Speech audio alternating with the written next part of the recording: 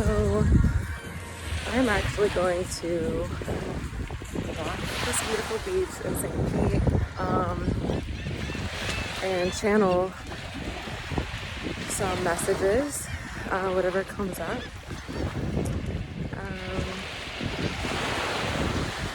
And before I started recording, I felt a little anxious because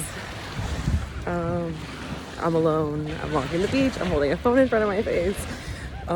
There's tons of people out. People can probably hear what I'm saying.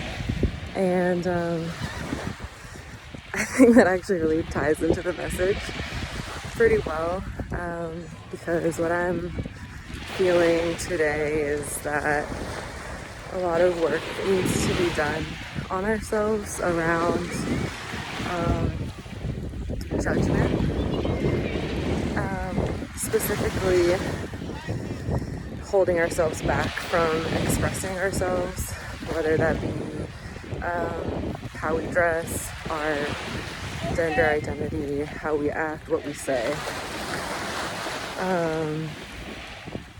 because we fear that other people may judge us, or we imagine how they would judge us if we do the things that we want to do and express ourselves in the way that we want to express. And that is actually rooted in how we judge other people, and how we've been conditioned to judge other people based on our upbringing and how other people may have judged us. And we internalize that and project it onto other people, and then we project it onto ourselves. And it lives in our body as fear, and it prevents us from living authentically, because we fear rejection and ridicule. But ultimately, we can feel that. I feel so awkward. It's okay. Ultimately, we can feel that by practicing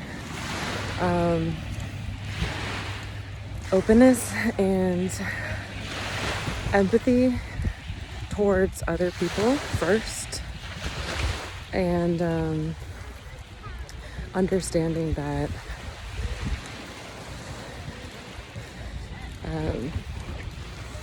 capitalism wants us to fit in this very specific box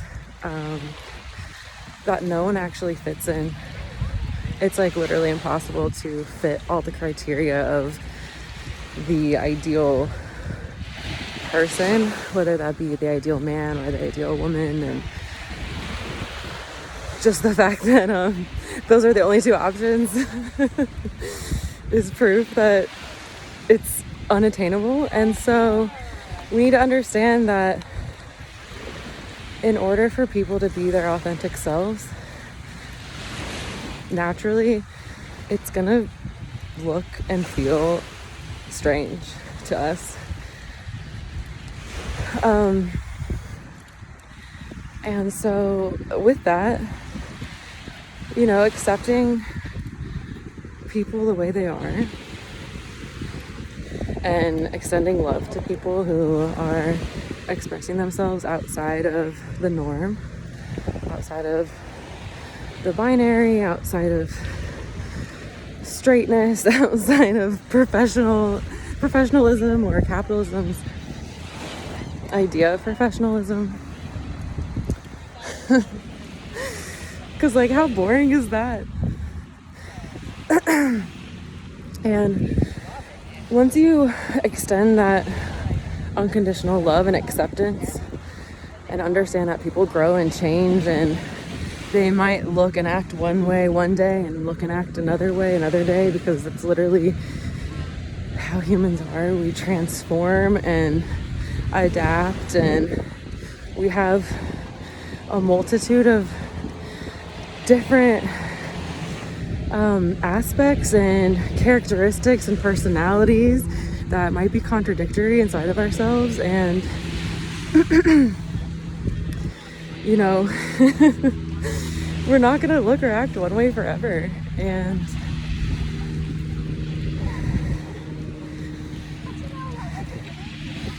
once you extend that love to other people, it's way easier to extend that to yourself, because then that voice in your head that was judging you and ridiculing you is instead loving you and accepting you in all of your forms. And you can do this all on your own. Like, obviously,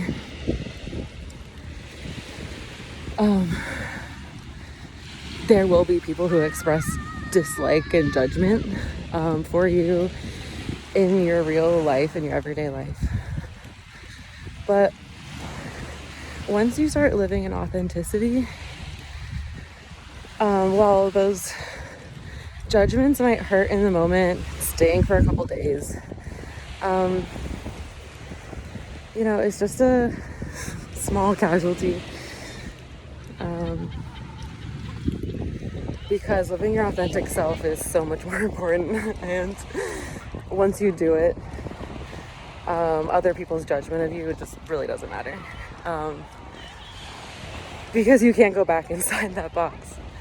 It's so uncomfortable. There's just no going back.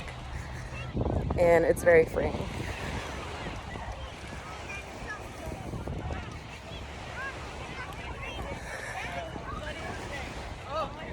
Vocalizations are really important right now.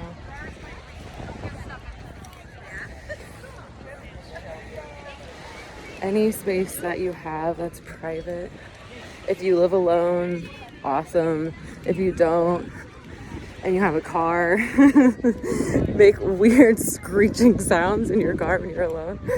I'm getting that message from the seagulls, like literally make seagull noises.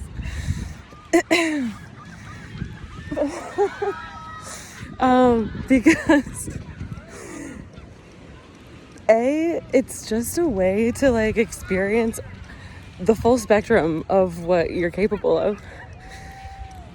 Like, don't confine your voice to, I'm not a voice expert, but you know what I mean. There's a huge wide range. So practice like screeching, going up really, really high, dropping your voice down really, really low. Practice talking in different inflections. If you don't have a car, if you don't live alone,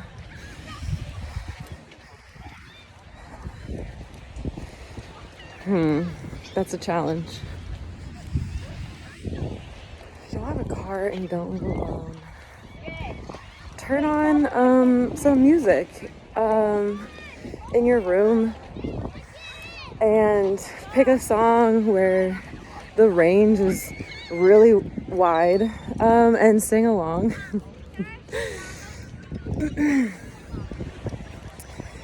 You can even like hum, you know, in a wide range.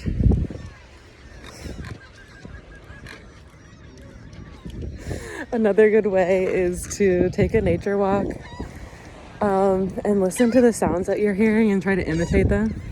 Like just now I'm hearing these guys drill into wood and it sounds like blah, blah, blah. Like literally do shit like that.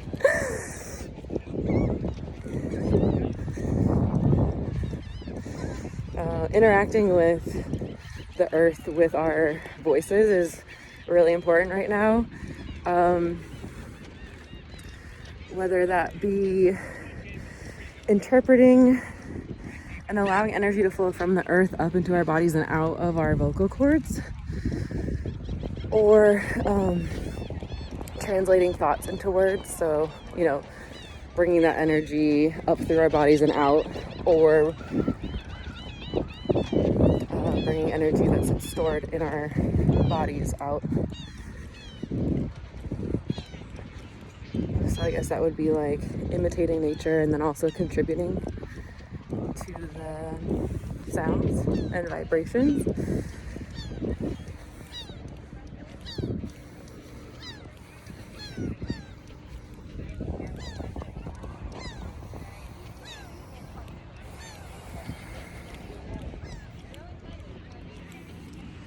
Our throat and our heart are neighbors. So when energy is being felt in the heart, and it's energy that needs to be released and expressed, it has to come out.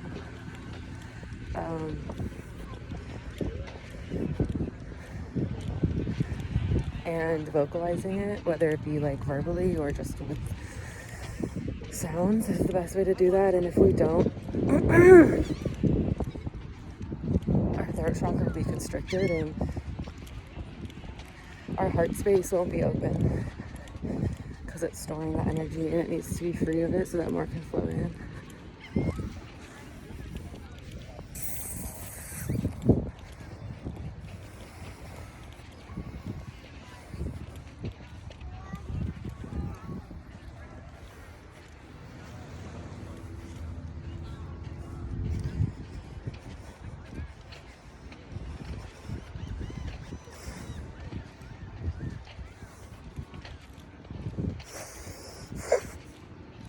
Seagulls are so funny to me. They're just so obnoxious. Like, you come to the beach and it's like so serene, and then you just hear like screaming in the sky.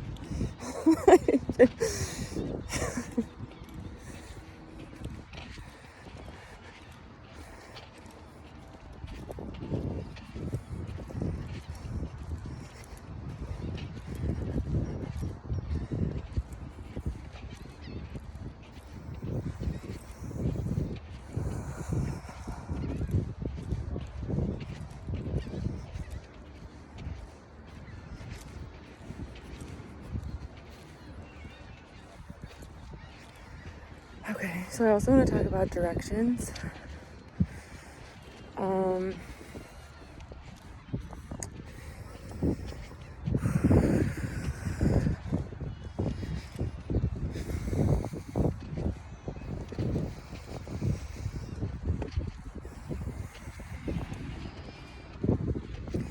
Basically, how we physically orient ourselves in any direction that we can has a certain vibration, and that means like physically either moving or facing in a direction, and exploring all the different ways that you can do that. Like, if you think about it, I'm standing on the earth. I can face north, east, west, south, and all of the directions in between. I can also lay face down and lay face up, and like all those directions in between. There's a strong suggestion to explore all of the ranges in the physical that you possibly can. So that's just one example of that. And of course there are practices in many cultures, especially Native American cultures, indigenous cultures, that apply their meaning to these directions, and it's great to learn those. And it's also great, especially if you don't belong to those traditions, to look into the traditions that you do belong to and what meaning they attribute to directions, if they do. And also, maybe even before you look into it, try them out for yourself and write down what you feel in all those orientations, and see what's true for you. And we're writing our own realities. Actually, how do I say that? It's important that we all experience our reality independently so that we can verify information and energies. So like if everyone's following the same rule book, then they're not like actually experiencing it for themselves firsthand. And when you're told what you should feel, you know, you subconsciously lean in that direction and it's suggestive. But when you experience it firsthand on your own without any suggestions, then you get a more accurate reading on it. So do that and cross-reference. So literally what I did earlier today, like I've never recorded a video like this.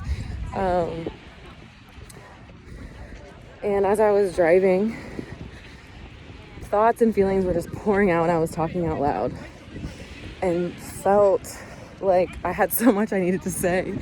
And then got to where I was going, sat in my car, and I was like, I wonder if this has to do with Taurus season. I wonder what organs and chakras Taurus rules. I didn't look up the chakras, but the organs are the throat and vocal cords. So, you know, it's validating, and it also gives you wins, like psychic wins, which helps boost your confidence and hone your intuition. And it also fosters a sense of autonomy and independence. And it'll help you realize that you don't have to rely on any religions or practices. You can make your own, and actually when you do that, it's way more powerful because it's tailored to you.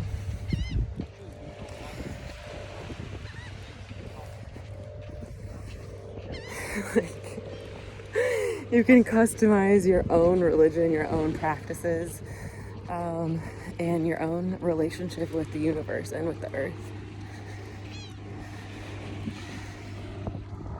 And that goes for sleep schedules, that goes for your relationship with certain plants and animals, and I'm thinking about this woman on TikTok who lives in the Appalachian Mountains and has lived there like her whole life, and leaves her like doors open, and bears, like wild grizzly bears, just come and like hang out in her doorway. Stuff like that, where it's like certain animals or plants that you've been told are dangerous.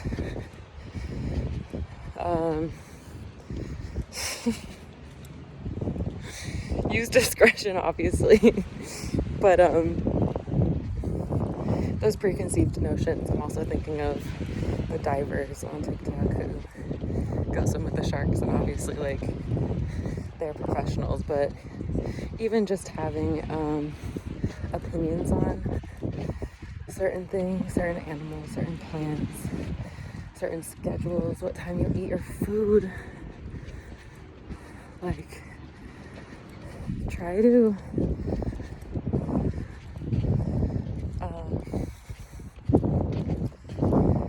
forget everything that you've been told and try to experience something like it's the first time, that you have no knowledge of it prior.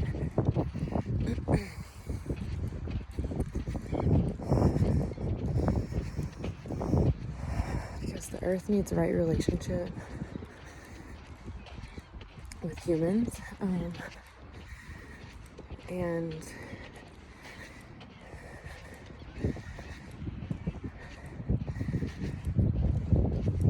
experience. It's just my experience. The more that I listen to the earth, the more that I hear that we need less people. And I know that's a controversial topic, and I've stood on the opposite side of that because I know that there are institutions that want certain populations to be eradicated and stop reproducing, and that's not what I'm talking about. I also understand that the top 1% is responsible for a majority of our climate crisis. So I understand how we interact with the earth matters, and who is interacting with the earth matters. But in order for each individual person to live sustainably and independently and be stewards of the earth, we need like enough land per person, and to be able to live in habitable places. And I think this is what grid work actually is making sure that the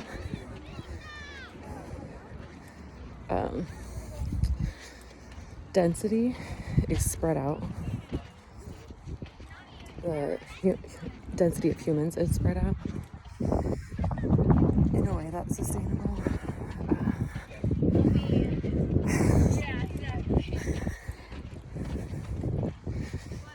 I mean, think about how many problems would be solved if every person had like 5 to 10 acres of land where they could compost their waste, grow their own food, had access to clean drinking water or a source of water that was fresh, had the ability to like sleep outside when they wanted to, like, you know, camp on their own land and not be stuck inside an apartment for most of their time. Like, your circadian rhythm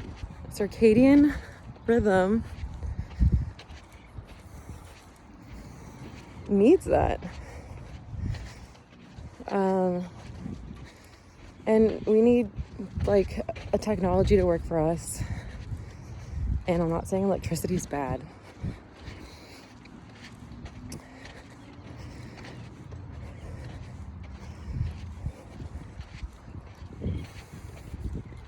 But natural light's better for us.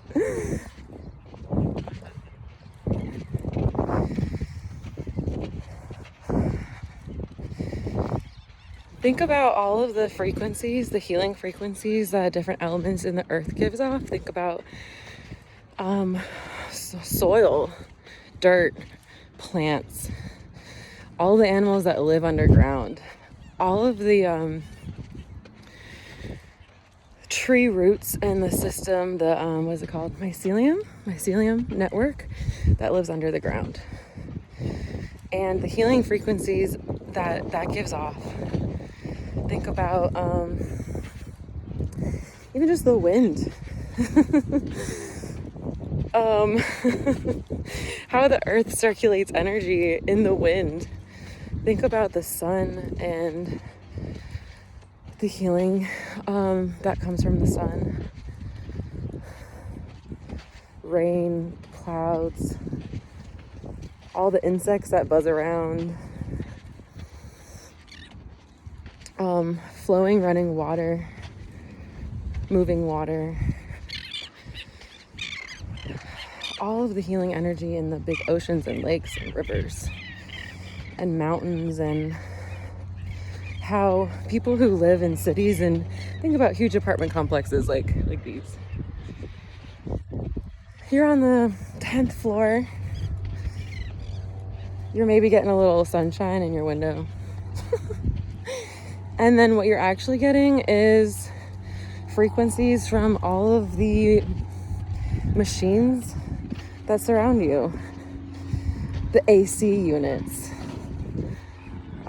your water heater, your outlets, all of your electronic devices.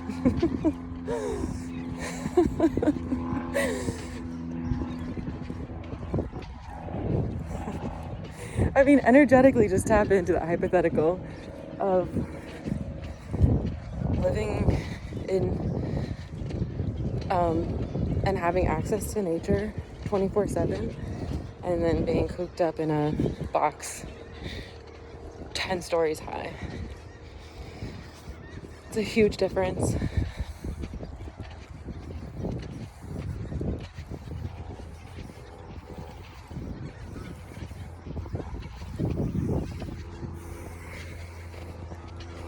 And that goes back to sounds too.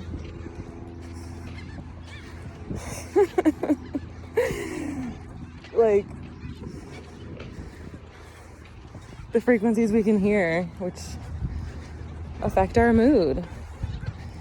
You know, the waves crashing, if you live by water, the birds just shotting away. Versus in an apartment, you hear doors slamming, people in the apartments next to you, but you can't really understand what they're saying, so it's just kind of like annoying.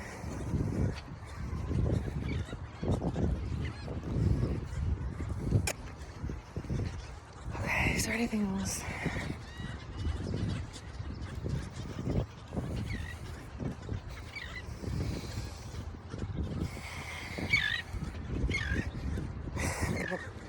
So we have like really easy access to the Earth's energy right now.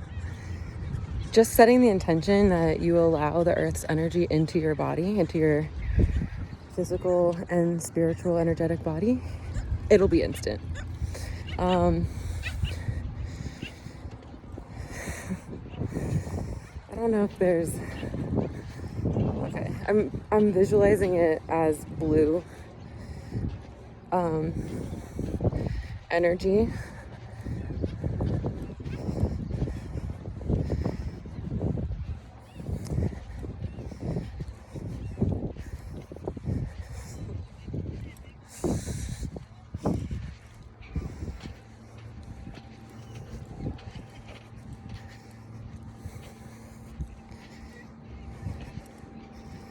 So do that. Just say to yourself that you are absorbing the Earth's energy, and depending on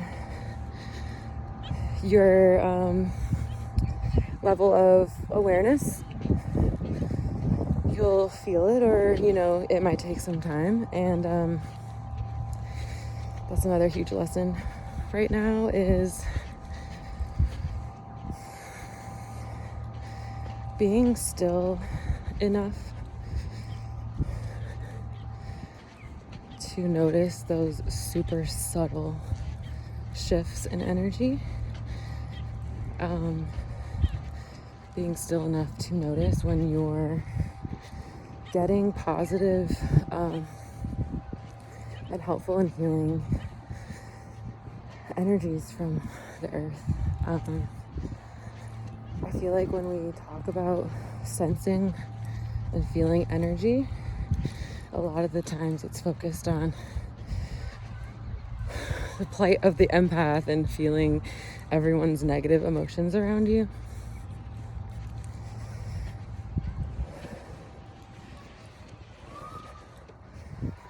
But we feel all of the energies. So yes, that is a reality.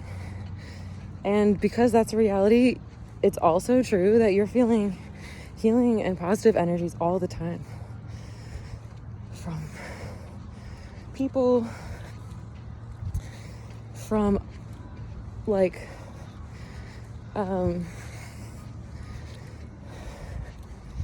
the word I'm getting is monuments. but that's not the word I'm looking for. Natural occurring landscapes, I guess. Or, yeah. Is the word landscapes? Monuments works. Natural monuments. Naturally occurring and forming monuments.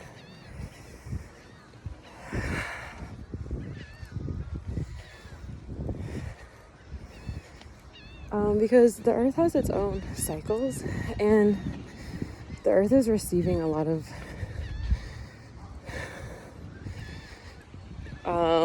galactic, for lack of a better word, energies and assistance. We're on a timeline of awakening. We have been from the start. But I feel like it exponentially accelerates. So we are getting a lot of assistance. And whether or not you are consciously aware and can consciously sense, hi guys, the influences, they're influencing you in a positive way. So don't worry about that part. But if you're curious about it, just sit in stillness. Okay, so you can do that by certain natural monuments, is I guess the wording we're going with. So, really impressive places, landscapes. I am thinking about like the freaking huge stone monuments in Utah, the beach, any beach. Again, rivers, lakes, vast landscapes, meadows. If it feels like sacred, also if, it's a place where people gather, you could have like, like literally check on TripAdvisor for your town.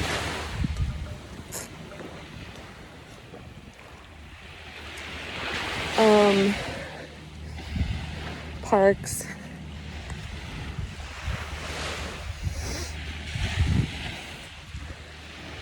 I know a lot of cities don't have a lot of nature, but any protected areas. These are areas where Earth's healing energies are very accessible and places where they're very potent. So it's easier to access them and you'll get more potent healing frequencies from these places, which is nice.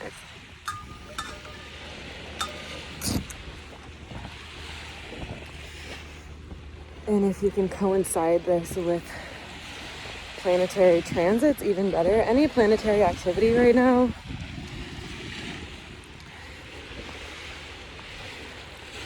is positive.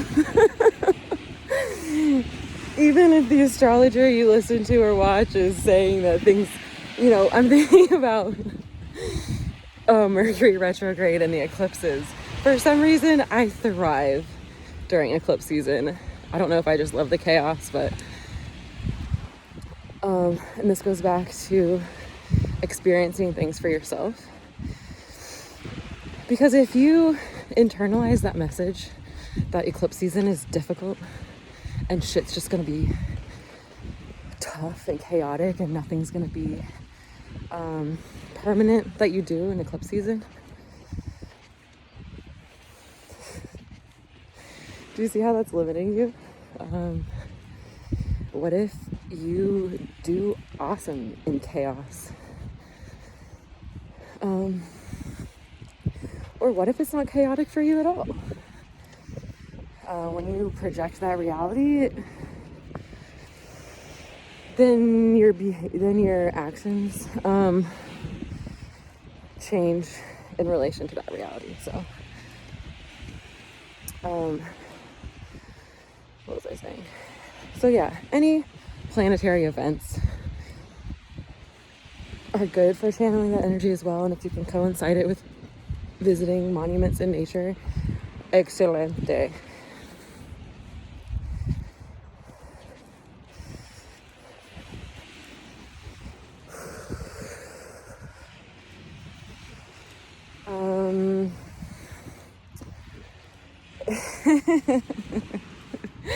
Oh my god. Okay. So I don't know why this is making me emotional because it's like kind of cool. We are like little satellite receivers and conductors of healing energy from the universe down to the earth as well. There's something about the power of I'm picturing like a literal antenna, that's the word. There's something powerful about setting the intention that you are an antenna for positive change, for energies that will shake things up in a good way and move things here in a more quickly on the path of evolution and awakening, which we're already on, and healing. So what I'm seeing now is, being in the meditative position, sitting, legs crossed, spine as straight as you can get it, and visualizing an antenna coming out of your head. And being an access point for energy to come through. The more, the merrier. I'm getting really fucking hot. I'm gonna sit down.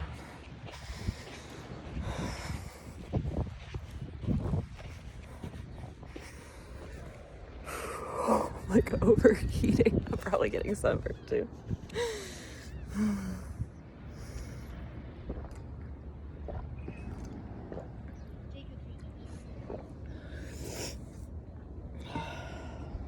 Okay.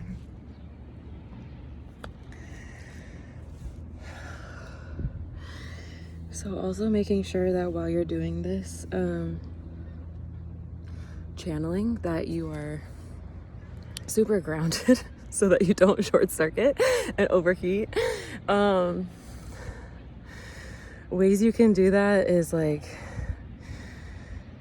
literally like putting your feet in soil or sand. When you do it, you could do it standing even, or like, oh my gosh, this is so funny, digging a hole and covering yourself up with dirt, like literally getting in the ground. I love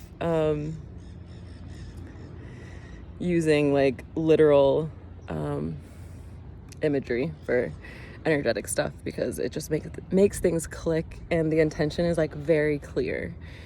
So if you're getting assistance from your team and guides and like the collective energies, then it's very clear what you're trying to do. You can also voice it out loud. That's another great way. Write it down. Anything that gets it out of just your mind. Okay. Having water, being super hydrated before you do this, and during and after, because water is a great conductor of energy, as we know. And then that ensures that there's a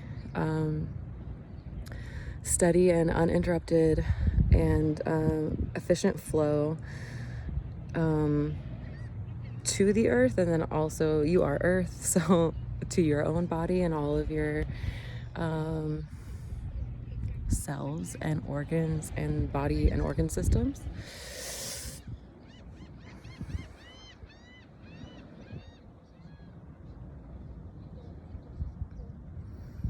Okay, I think that's it. I'm so hot and sweaty and I can't really think, but I also want to say something about temperatures.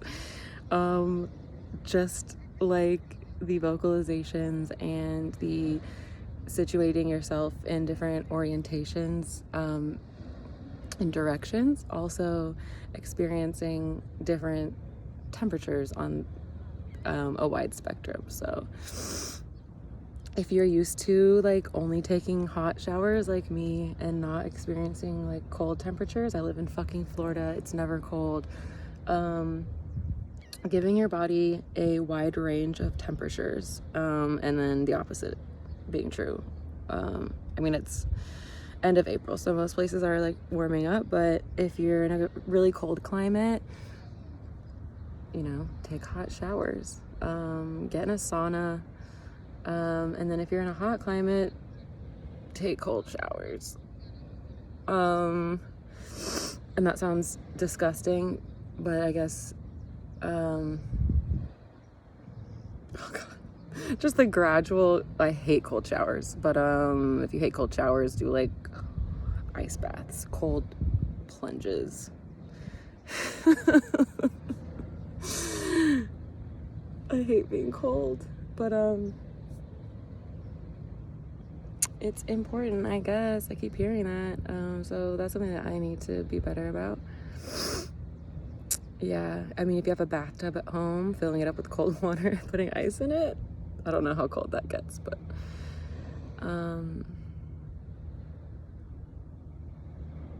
drinking hot drinks and cold drinks throughout the day. Okay, if you don't want to do your full body in a cold plunge, you can just do your feet in both temperatures.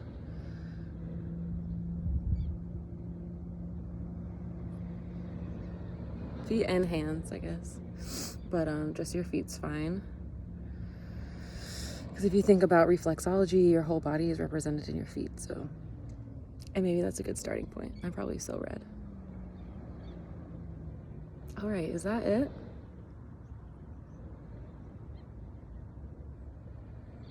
That has to be it. I have no thoughts. I'm melting. Okay. I actually really enjoyed doing this, and I hope you enjoyed listening. It probably wasn't that interesting to watch, so I might turn this into like just an audio. Yeah. Okay, cool. Much love. We'll do one more shot of the beach.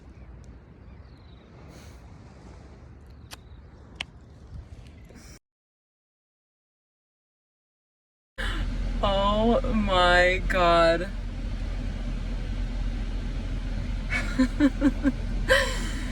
I am so hot.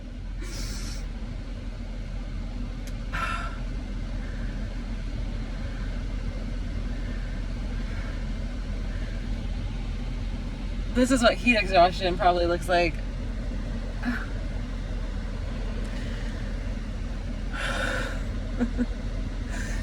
All I want to do is jump in the ocean, but I didn't come prepared.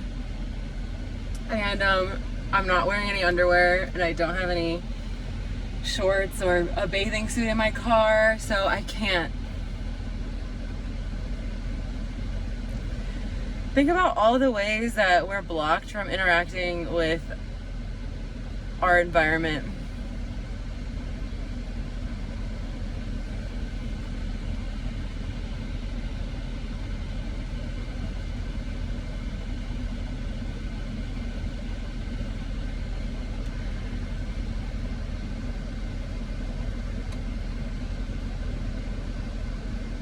It's whiteness. It's puritanical white supremacy because they deemed that our bodies and our body parts were sexual, and sex is bad. And sex is indecent, and it shouldn't be visible in the public. How crazy is that?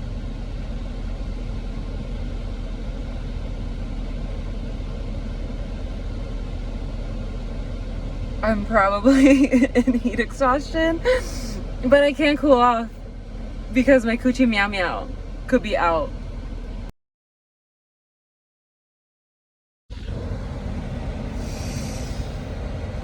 Freeing the nips. It is wild to me that, ooh, breasts and chests are considered to be a nuisance. I can understand why genitals maybe isn't like sanitary and safe because of STDs and STIs. So I get that. But chests, I cannot believe in this year of our Lord 2023 that we have to cover our chests.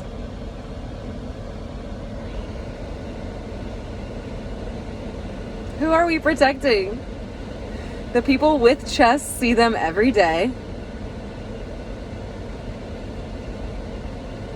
Children feed off of them.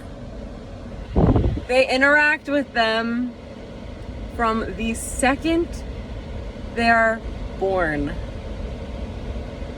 And the people without chests probably look them up on the internet and see them all the time, maybe daily. So who are we hiding them from?